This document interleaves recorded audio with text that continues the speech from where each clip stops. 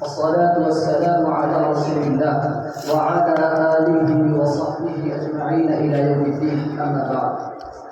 فأعوذ بالله من الشيطان الرجيم. بسم الله الرحمن الرحيم.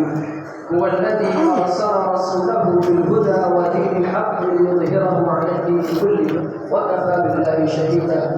وقال أصدق الخلق عليه الصلاة والسلام: إنما بعثت لأتمم مكارم الأخلاق. أو كما قال عليه الصلاة والسلام.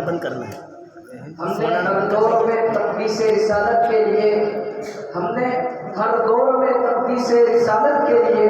وقت کی تیز ہواؤں سے بغاوت کی ہے، چھوڑ کر سلسلہ رسم سیاست کا وصول فقط جناب محمد سے محبت کی ہے. انتہائی واجب احترام قابل تقریر اساتذہ کرام اور کشنگان علوم نبوت گلشن علم و عرفان کے اس عظیم قصر مہک میں والدان نبوت کے سامنے لبِ سخن ہلانے کی سعادت حاصل کر رہا ہوں. سامعین گرامی، چار درجہ عالم میں عدل و حضرت سے عالیہ قوام میں عدل و انصاف، حقیقت و قصائد کے تمام قوانین بالائے طاق رکھ کر صداقت نبوت کے قصر مشید میں نقد زبانی کی ناقابل جسارت کی ہے، جو میرے قلب و جگر کے ہر گوشے کو اس بات کی طرف متوجہ کرتی ہے کہ میں آقائے نبوت کے سامنے انہی کے آبا و اجداد کی زبان میں صداقت نبوت کو عیان کر کے انہیں یہ بتلاؤں کہ صداقت نبوت معیار کی نظر میں کیا حیثیت رکھتی ہے. سامعین کرام کی ذرا توجہ کیجیے. نبوت و صداقت کا لزوم و تلازم ہر قوم اور ہر عقیدے کے اندر ایک امر مسلم کی حیثیت رکھتا ہے، لیکن میں جس صاحب نبوت کی صداقت کی بات کر رہا ہوں وہ تو نبوت کے زیور سے آراستہ ہونے سے قبل بھی اغیار کی نظروں میں صدق و دیانت کے پیکر کے نام سے موصوف ہے. چنانچہ زمانہ نبوت سے قبل جب حجر اسود کے نصب کرنے میں نوبت دست و گریبت سامنے آتی ہے تو پھر سرداران مکہ کا غیر و غلط اس عظیم ہستی کے رخ انور کو دیکھ کر ہذا الامین الرضیہ ہذا محمد کہہ کر صدق و وفا کی پیکر کی صداقت کا اعتراف کرتا ہے. نبوت کا یہ آفتاب و مہتاب جب فاران کی چوٹی پر طلوع ہو کر لبثت فیکم عمرا هل وجدتمونی صادقا او کاذبا کی صداقت بلند کرتا ہے تو پھر مکہ کے اعلی نبوت جربنا کا مرارا ما رأینا فیک الا صدقا کے صداقت نبوت کا اعتراف کرتے ہیں. اہل کتاب کے سرخے حضرت عبداللہ بن سلام قبول اسلام سے قبل کی حالت کو لقد عرفته حين رأيته كما اعرف الكبر واشهد انه رسول الله حقا کے الفاظ سے اجاگر کر کے صداقت نبوت پر مہر تصدیق قبر کرتے ہیں تاکہ اس امت کا فرعون اعظم ابو جہل بھی اخبرنی عن محمد اصادق هو ام کاذب اخنس بن شریک کے سوال کے جواب میں واللہ ان محمدا لصادق وما كذب قط کے صداقت نبوت کی گواہی دیتا ہے. آج صداقت نبوت کے ایک مسئلہ متحد کو اپنے خاکوں کی جسارت سے غلیظہ سے تابدار کرنے والوں کو طرف پکار کر دیتے ہیں کہ تم اس ہستی کی شان کو کیا مقبول کر سکتے ہو. اس کی تو شان یہ ہے کہ شاداب عالم کر دیا صدق و وفا کی بہار سے، شاداب عالم کر دیا صدق و وفا کی بہار سے، تاریخ کامل مل گئی کسی طرح الیار سے. عزیزان من،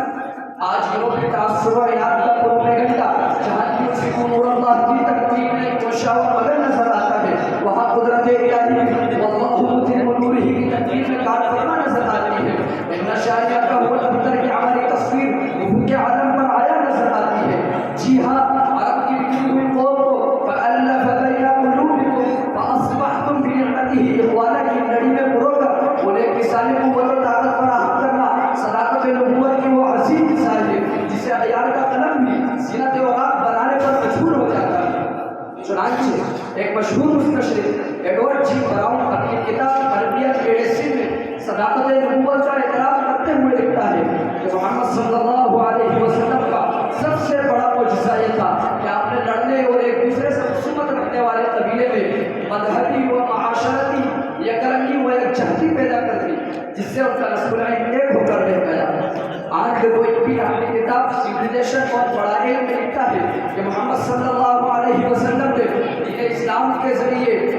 لوگوں میں رنگ و نسل اور طبقاتی امتیاز کا یکسر خاتمہ کر دیا. کسی مذہب نے اس سے بڑی کامیابی حاصل نہیں کی جو محمد صلی اللہ علیہ وسلم کے مذہب کو نصیب ہوئی. البتہ عصبیت و قومیت اور رنگ و نسل کے کی راستہ ایسا ختم ہو جاتا ہے جو صداقت نبوت کی عکاسی کرتے ہوئے ایک ہندو شاعر ہریچند کی زبان سے یہ اعتراف کرا دیتا ہے،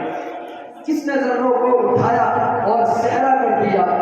کس نے ذروں کو اٹھایا اور صحرا کر دیا، اور کس نے قطروں کو ملایا اور دریا کر دیا، خود نہ تھے جو راہ پر اوروں کے ہادی بن گئے، خود نہ تھے جو راہ پر اوروں کے ہادی بن گئے، کیا نظر تھی جس نے مجھوں کو مسیحا کر دیا۔ عزیزان مکرم، کسی کی صداقت و سچائی جہاں افعال و کردار سے ظاہر ہوتی ہے وہاں اس کے طور طریقے اور اصول ضوابط بھی اس کے صدق کا مظہر بنا کرتے ہیں۔ اسی بنیاد پر علامہ تھانوی علیہ الرحمہ اپنی کتاب المصالح العقلیہ للاحکام النقلیہ صفحہ 298 میں ایک جرمنی مستشرق جو ایکم دیون کا صداقت نبوت پر اعتراف عمل کرتے ہیں کہ جو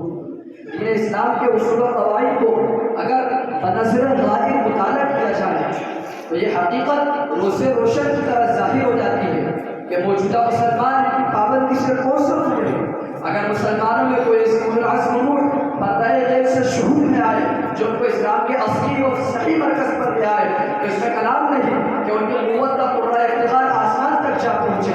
ڈاکٹر کینیڈ آئزنگیٹ صداقت نبوت کو یہ تشریح کرتا ہے کہ بے شبہ دین اسلام کے تمام اصول عرفہ ہیں جن کی خصوصیات شائستگی و تمدن سکھاتی ہے۔